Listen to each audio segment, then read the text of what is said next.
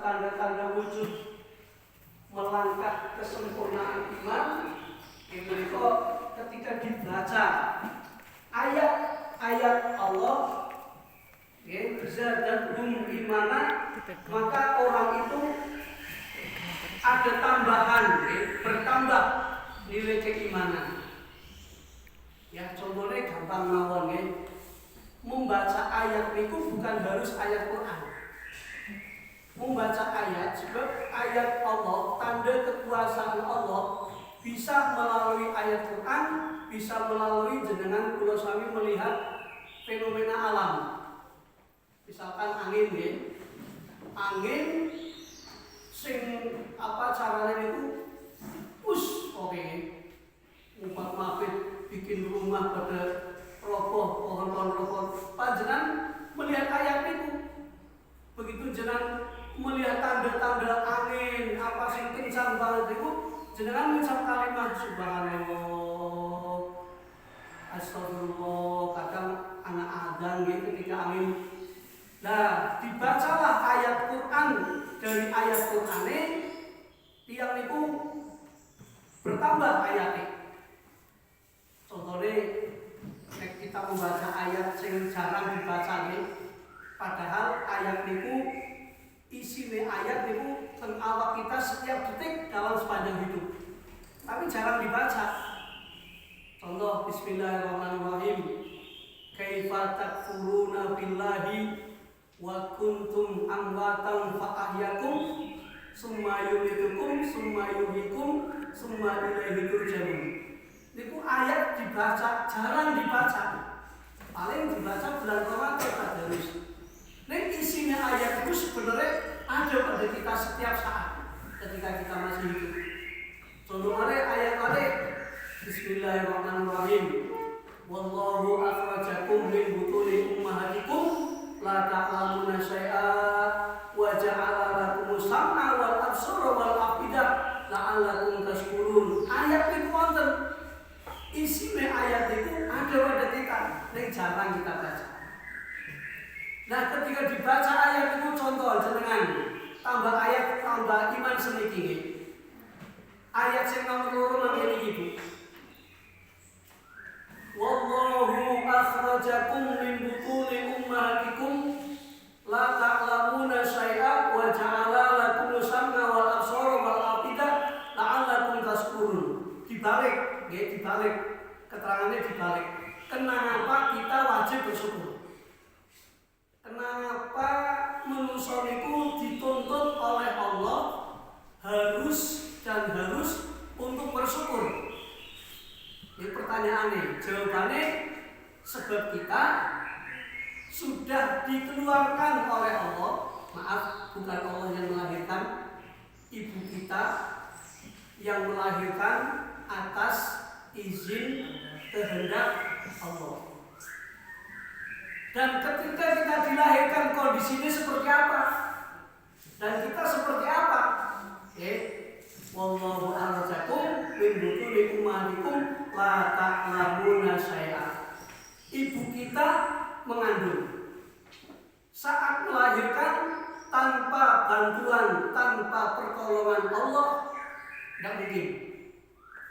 Ketika keluar menumul itu la ta'lamuna syai'a, urung anak bayi sing lahir langsung pinter kayak profesor urunan. Soalnya ayatnya semuanya la ta'lamuna syai'a, tidak tahu apa-apa. Jadi ayat panjenengan nek resane wonten tiyang melahirkan nggih niku jenengan pikantuk piwulang saking Quran. Ya Allah, bayi lahir sehat. Mulai timbul pertanyaan, makhluk apa ketika datang menangis yang menunggu tertawa? Tapi dibalik, makhluk apa yang ketika diem, ya kan? Lalu yang menunggu menangis, ya manusia. Jibril, bayi nangis, saya nunggoni alhamdulillah bayinya sehat. Ini gentanan suatu saat sing nunggoni mau gentan nangis, nek sing ditinggoni wis meneng sebab ora nyalane. Ya manusia iki la ta'lamuna syai'an. Manusia sehebat apapun, sepandai apapun, sebesar apapun, belajar dari belakang, membaca secara belakang, kita tuh la ta'lamuna syai'an, tidak bisa apa-apa. Bahkan sampai ditambahi tidak membawa apa-apa. Hanya karena karunia dari Allah sampai sekarang kita seperti ini. Ditambah balik organ tubuh, wa ja'ala lakum sam'a wal absara. Allah menjadikan, membuat kita, menciptakan kita lahir. Ketika kita lahir, kita ada telinga, as-sam'a pendengar, telinga. Kalau telinga kan bahasa santrinya kan udunun ya, udunun telinga. Tapi di Quran bahasanya as-sam'a, itu pendengaran.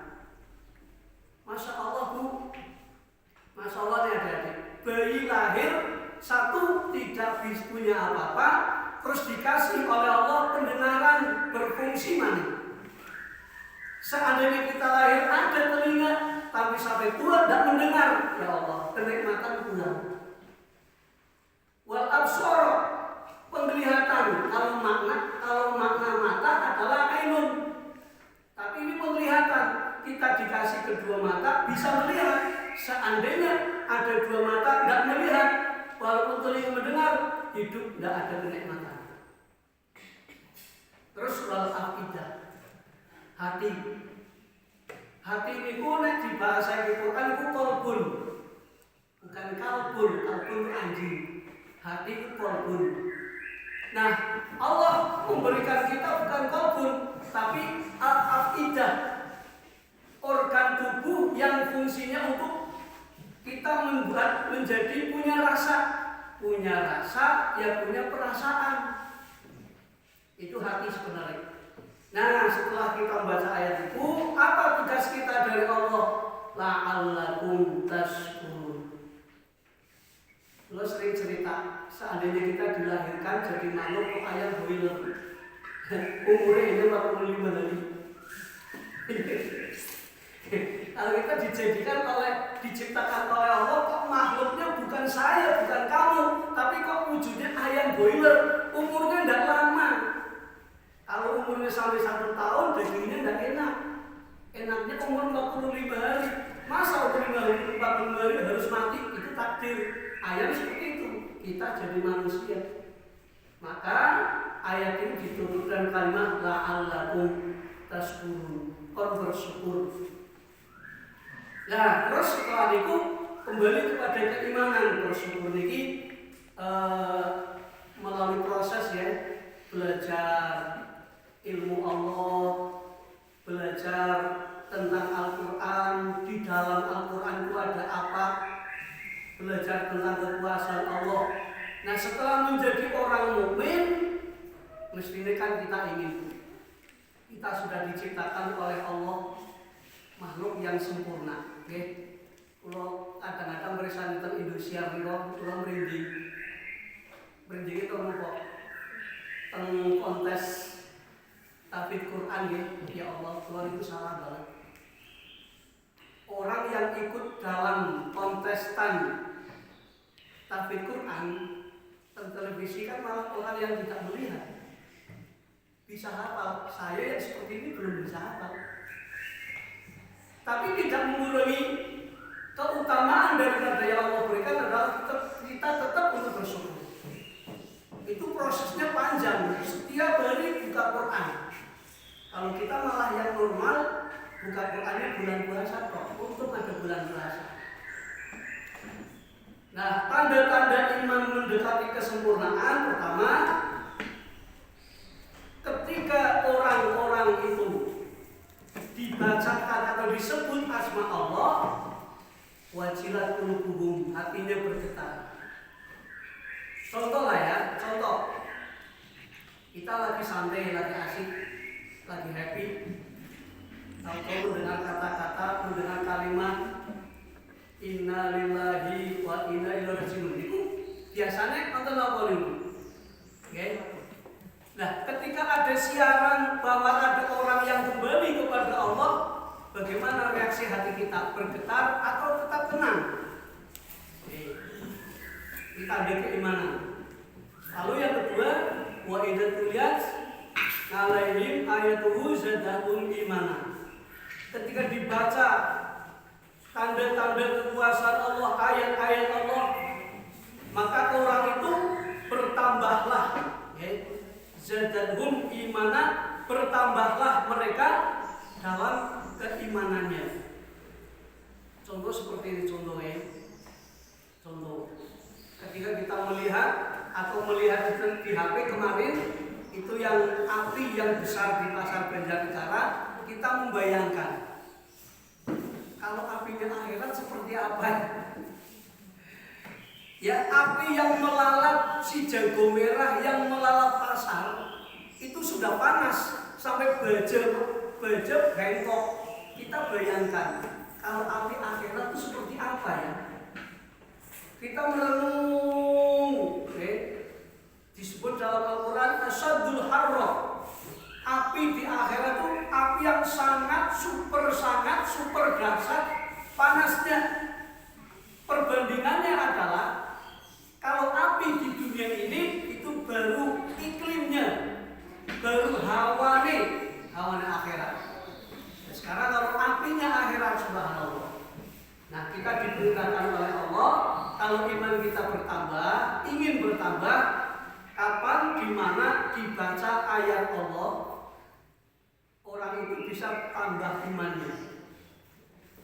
Terus yang ketiga, tanda-tanda sifat yang bisa menambah keimanan seorang adalah wa ala rabbihim yatawakkalun. Mereka adalah orang-orang yang mau bertawakal.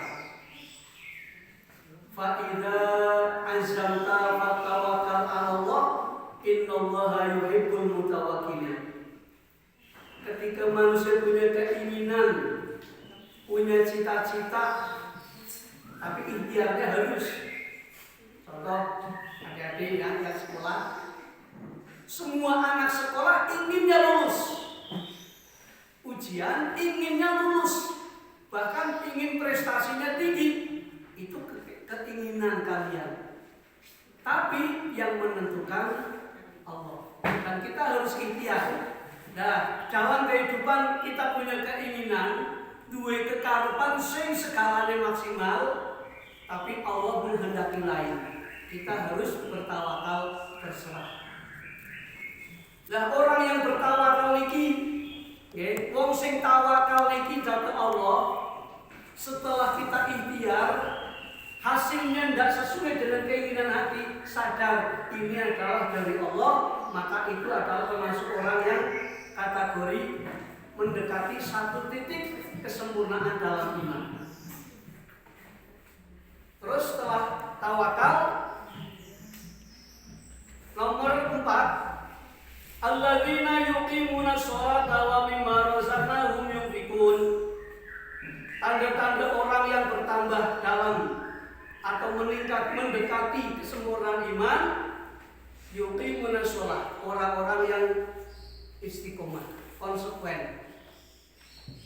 Konsekuen dalam artian sesibuk apapun, serepot apapun, dimanapun dan kapanpun, lebih mengutamakan sholat. Contoh yang paling mudah, kalau ada orang pergi jauh mana, itu yang dikangeni, wah itu sholatnya nang dia. Paling susah lu nggak ada orang anak banyu. Paling susah lu nggak ada orang anak banyu. Artayamum nang bis, sah ora ya orang anak bule, om bisa ngurusik banget.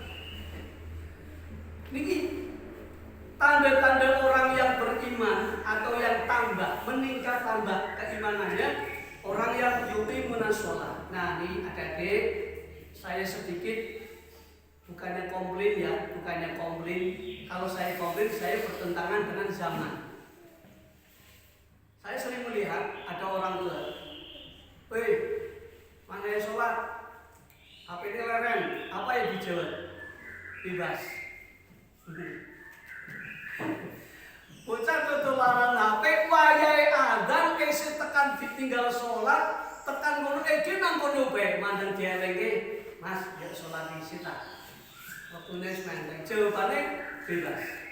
Ini seperti orang sekuler kayak wis setengah berapa persennya kayak wis ora kenal kalih Allah. Angger kon sholat jawabane bebas. Ana meneh wong tuwa kok nek ora ngaji kepriki atine kosong sekar ilmu dan jawabannya anak muda banget ngaji orang ngaji pikir si ora ya Allah ini zaman akhir padahal kalau ini jelas banget tanda-tanda orang yang imannya mendekati kesempurnaan umpamane Allah menghendaki kita diambil nyawanya hari ini kita setelah menjalankan sholat paling baik, paling mulia. Alladzina yuqimuna sholat. Zaman sekarang sholat seperti apa ya?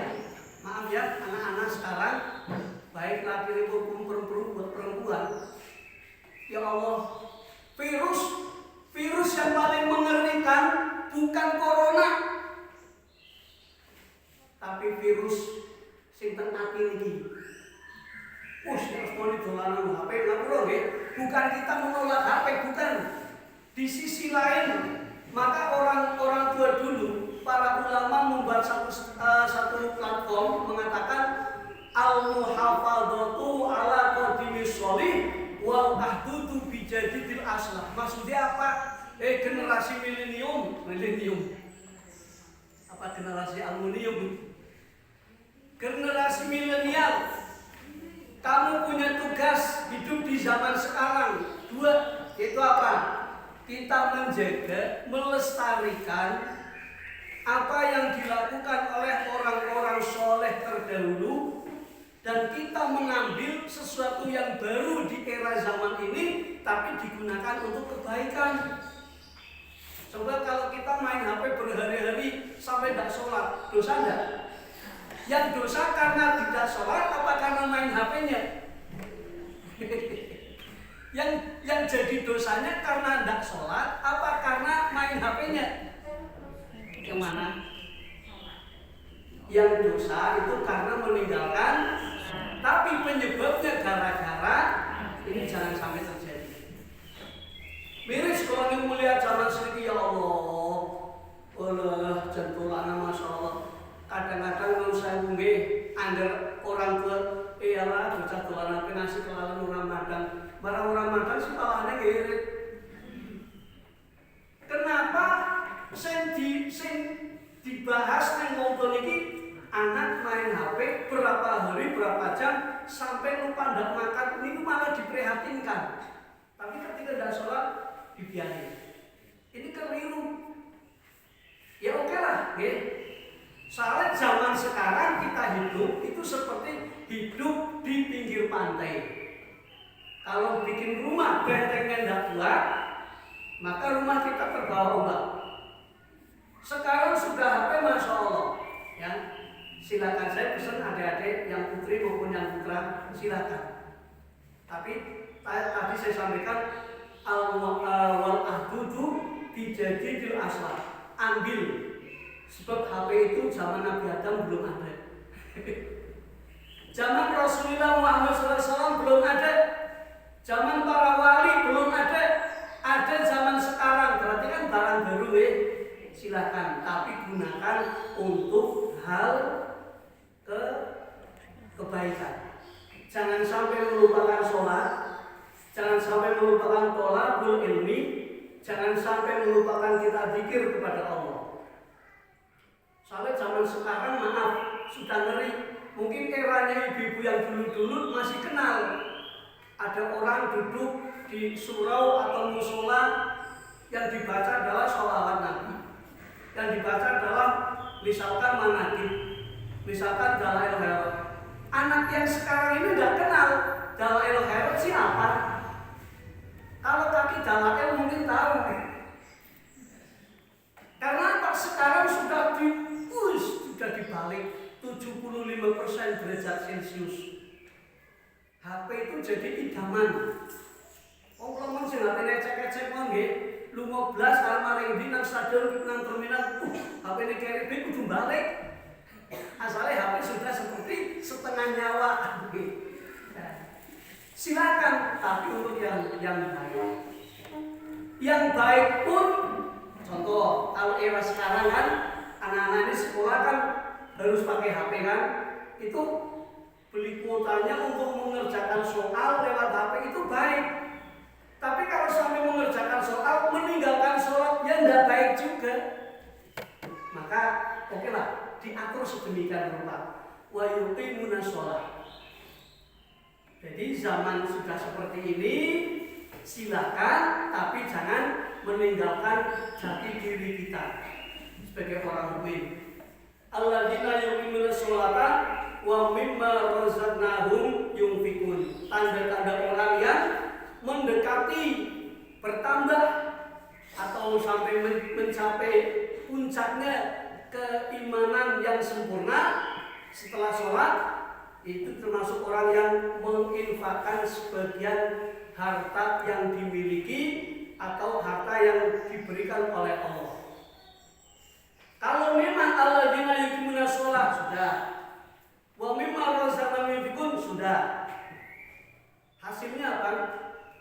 Ulaika humul mu'minuna haqqan. Itulah orang-orang yang mukmin sejati. Jadi saya ada cerita, baru seminggu saya punya teman seorang cowok ya, buanteng, pakai ganteng pol. Ketika dulu